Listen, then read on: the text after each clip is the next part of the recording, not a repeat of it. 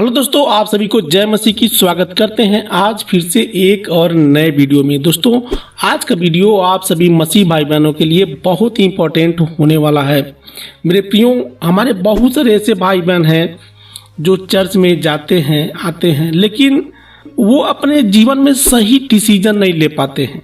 वो जानते तो हैं कि जिस चर्च में मैं जाता हूँ उस चर्च में कुछ न कुछ तो ऐसा है जो गलत हो रहा है। वो चर्च बाइबल के अनुसार नहीं चल रहा है, लेकिन फिर भी हम उस चर्च में जाते हैं। आज आप जानते होंगे कि हमारे देश में बहुत सारे ऐसे चर्च हैं जिसमें छोटे छोटे नवजात बच्चों का बपतिस्मा किया जाता है। बपतिस्मा एक मनुष्य को कब लेना चाहिए? हालांकि बपतिस्मा लेना गलत नहीं है, प्रभु की आज्ञा है कि सबको बपतिस्मा लेना है, लेकिन कब लेना है? आज के टाइम में आप देखते होंगे कि जो भी बहुत सारे ऐसे चर्च हैं जिनमें बच्चों के ऊपर पानी छिड़क दिया जाता है और मान लिया जाता है कि ये बच्चा अब शुद्ध हो गया है, इसका पाप धुल गया है और क्षमा हो गया है। बच्चों के अंदर वैसे पाप नहीं होता है, वो तो परमेश्वर ने तो उनको वैसे ही क्षमा कर दिया है, क्योंकि उनको पाप का बोध ही नहीं है। वो जानते ही नहीं है कि पाप क्या है, पुण्य क्या है, तो इसलिए प्रभु ने उनको माफ कर दिया है, क्षमा कर दिया है। लेकिन मैं आपसे पूछना चाहता हूं कि क्या एक नवजात शिशु का, जिसको बाइबल का ये भी नहीं मालूम है, उसको बपतिस्मा देना चाहिए? देखिए, हम जब बाइबल में पढ़ते हैं तो क्या देखते हैं कि जो फरीसी और शास्त्री थे, जो कि मंदिर में जाते थे, आराधना करते थे, प्रार्थना करते थे, लेकिन वो उनका विश्वास रीति रिवाज पर टिका था, धर्म पर टिका था। वो परमेश्वर को रीति रिवाज के अनुसार प्रसन्न करना चाहते थे, खुश करना चाहते थे। क्या आप जानते हैं कि परमेश्वर रीति रिवाज को मानता है? परमेश्वर किसी धर्म को मानता है? मान लीजिए आप कितना भी बड़े क्रिश्चियन हैं, ईसाई धर्म को मानते हैं, जैसे कि अन्य धर्म है, वैसे ही क्रिश्चियन भी एक धर्म लोग बना दिए हैं, तो क्या परमेश्वर ने उनके गुनाहों को माफ कर दिया है, उनको क्षमा कर दिया है कि नहीं, तुम्हें मन फिराने की जरूरत नहीं है, तुम्हें बाइबल के अनुसार अपना जीवन जीने की जरूरत नहीं है, तुम एक क्रिश्चियन के घर पैदा हुए हो, तुम एक ईसाई के घर पैदा हुए हो, इसलिए तुम्हारे सारे गुनाह, सारे पाप माफ हैं? क्या परमेश्वर ऐसा चाहता है? नहीं। परमेश्वर भी ये कहता है कि भले ही तुम एक क्रिश्चियन हो, मान लो तुम्हारे बच्चे पैदा होंगे, जब तक वो अपने पापों से मन फिराव नहीं करेंगे, जब तक वो परमेश्वर की आज्ञा को नहीं मानेंगे, तब तक वो एक सच्चे क्रिश्चियन नहीं है और उनके पाप क्षमा नहीं हो सकते। परमेश्वर ने किसी विशेष जात या धर्म को बनाने नहीं आया था और ना ही बनाया है। परमेश्वर ने केवल इंसान को बनाया है और वो इंसानों से प्रेम करता है और उन्हीं के लिए क्रूस पर अपना बलिदान दिया, उन्हें बचाने के लिए। ठीक है ना? तो हम बात कर रहे थे बपतिस्मा के बारे में। आज के टाइम में बहुत सारे ऐसे बच्चे हैं, बहुत सारे ऐसे चर्चों में छोटे छोटे बच्चों का, नवजात शिशुओं को बपतिस्मा दिया जाता है। हालांकि उन बच्चों को नहीं पता है कि मेरे साथ क्या हो रहा है।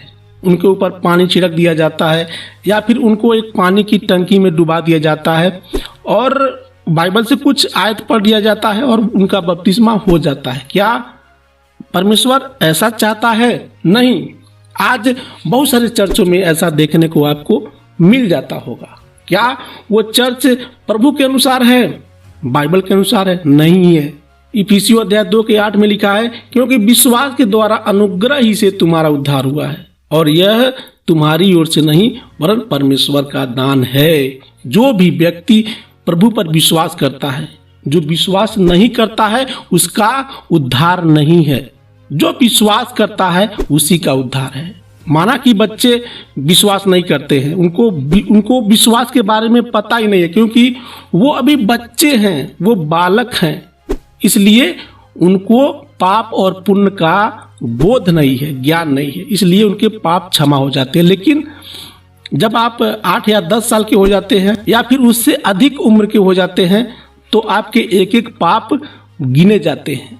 जब तक आप विश्वास नहीं लाएंगे, मन नहीं फिराएंगे, तब तक आपके पाप क्षमा नहीं हो सकते, आपका उद्धार नहीं हो सकता है। ठीक है ना? इफिसियों अध्याय 2 के 8 में लिखा है, क्योंकि विश्वास के द्वारा अनुग्रह ही से, प्रभु के अनुग्रह से आपका उद्धार हुआ है। प्रभु ने आपके ऊपर अनुग्रह किया है। आपने प्रभु पर कोई एहसान नहीं किया है, प्रभु ने आपसे प्रेम किया है, आपको अपना माना है। तो आपको भी तो प्रभु को अपना मानना चाहिए ना। इफिसियों अध्याय 1 के 13 में लिखा है, और उसी में तुम पर भी जब उसने सत्य का वचन सुना। जब कोई भी व्यक्ति सत्य का वचन सुनता है, प्रभु का सुसमाचार सुनता है, सुसमाचार यानी कि सत्य का वचन सुनता है, जो तुम्हारे उद्धार का सुसमाचार है और जिस पर तुमने विश्वास किया है, प्रतिज्ञा किए हुए पवित्र आत्मा की छाप लगी। उसी व्यक्ति पर पवित्र आत्मा का छाप लगता है, उसके अंदर पवित्र आत्मा आ जाता है। अब उस व्यक्ति के जीवन में एक मुहर लग जाता है, एक लॉक लग जाता है कि अब इसका उद्धार हो गया है और किसी भी सूरत में इसका उद्धार कट नहीं सकता है। हमारे बहुत सारे भाई बहन कहते हैं कि ब्रदर, क्या उद्धार होने के बाद पाप करने से उद्धार मिट जाता है, कट जाता है? नहीं। यदि आप पाप करने के लिए ही प्रभु यीशु मसीह पर विश्वास किए हैं, आप ऐसा सोचते हैं कि यदि मेरा उद्धार हो जाएगा तो मुझको एक लाइसेंस मिल जाएगा कि मैं जीवन भर पाप करता जाऊंगा, झूठ बोलता जाऊंगा, गाली देता जाऊंगा, मारपीट करता जाऊंगा, जितने भी दुष्कर्म हैं मैं करता जाऊंगा। तो आप क्यों प्रभु यीशु मसीह पर विश्वास किए हैं, क्यों आए हैं? यानी कि आपका उद्धार ही नहीं हुआ है। आपका उद्धार तब होगा जब आप अपने आप को बदलेंगे। जिस व्यक्ति को पवित्र आत्मा मिल जाता है, जिस व्यक्ति के ऊपर प्रभु का मुहर लग जाता है, सील पैक हो जाता है, वह व्यक्ति किसी भी सूरत में उद्धार उसका कट नहीं सकता है, हट नहीं सकता है।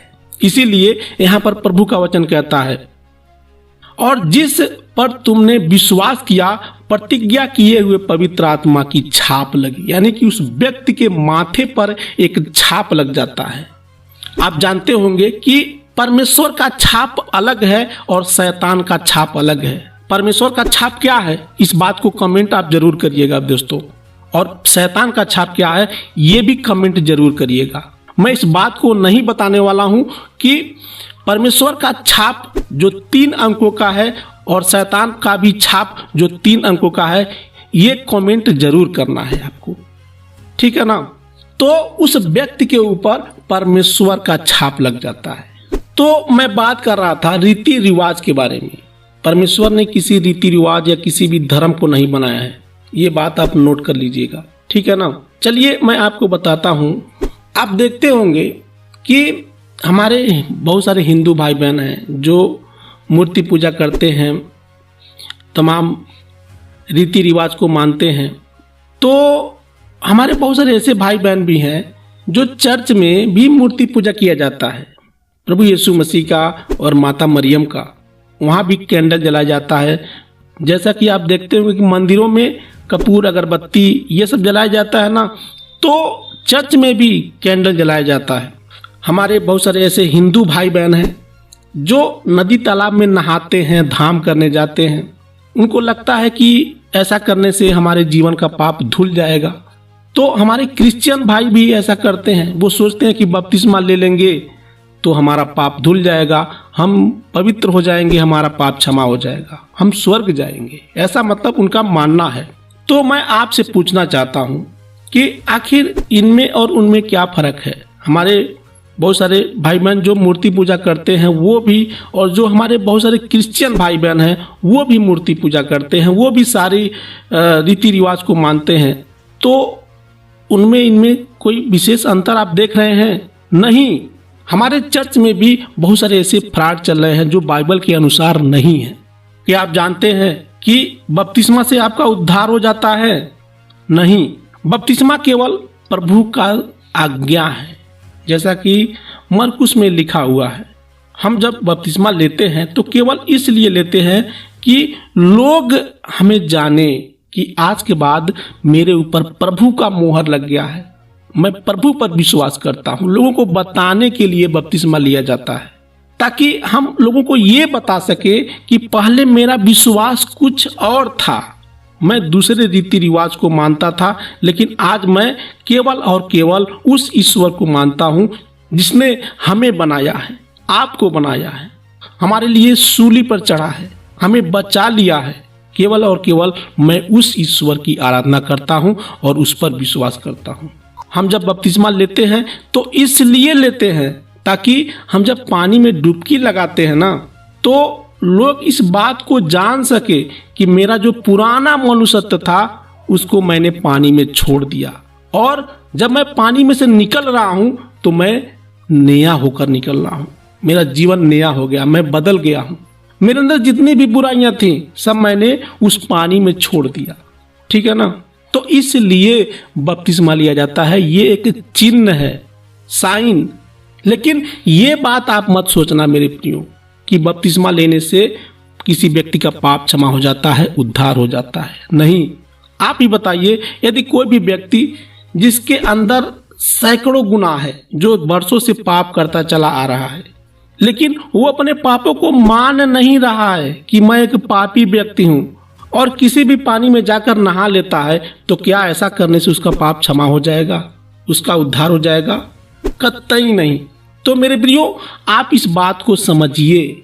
हमारे बहुत सारे चर्चों में जो है गलत शिक्षाएं दी जाती हैं। अभी भी समय है, आप अपने आप को बदल लीजिए, सुधर जाइए। इस वीडियो को बनाना इसलिए जरूरी था कि हमारे जो भटके हुए लोग हैं, जो हमारे भाई बहन हैं, उनको सही ज्ञान पता चल पाए।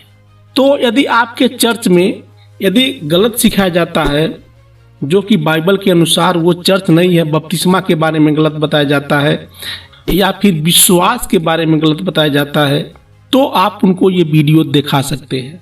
आशा करता हूं कि आज का वीडियो आपको पसंद आया होगा। मिलते हैं कल फिर अगले वीडियो में। तब तक के लिए आप सभी को हमारे प्रभु यीशु मसीह के नाम में जय मसीह की।